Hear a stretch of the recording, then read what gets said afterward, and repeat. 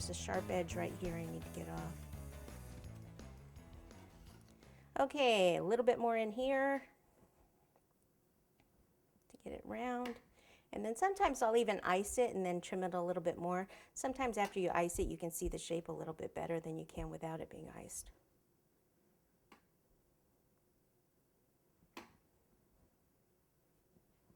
And then this bottom edge, I'm just going to bring this in a little.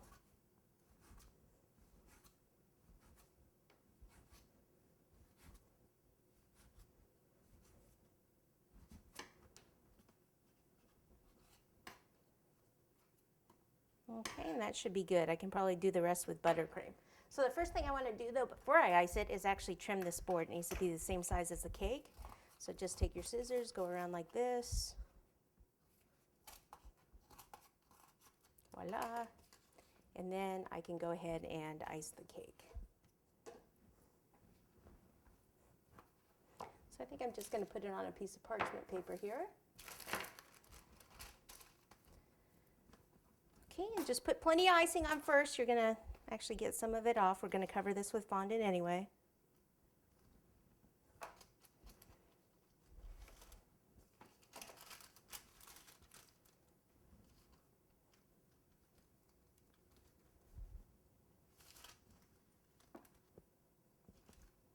Alrighty. Once we have that on, we're going to go to the next step, which is smoothing it out. Okay, this is some acetate right here. You probably see me use it a lot. Cut this off. We're just going to use a little square of it. And I'm going to start here at the base of the cake and just work my way up, removing some of this excess icing and making this a little bit more ball-like. And I'm actually even tucking under there a little bit. It looks like I have a whole spot right there of just exposed cake, so need to get some buttercream back in there.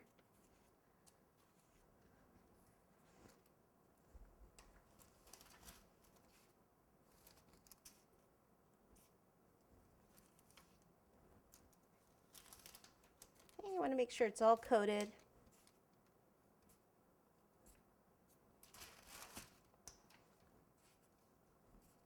And then you can go around like this. I've got a big spot over here. See that where the cake came away?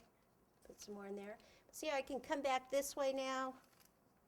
Kind of smooth out the bottom part.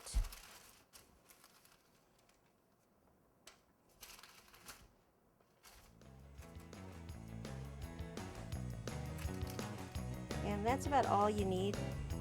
Just go over this top part just a little bit more. And then this is going to go into the freezer until I'm ready to cover it with the fondant, which would be about 10 to 15 minutes.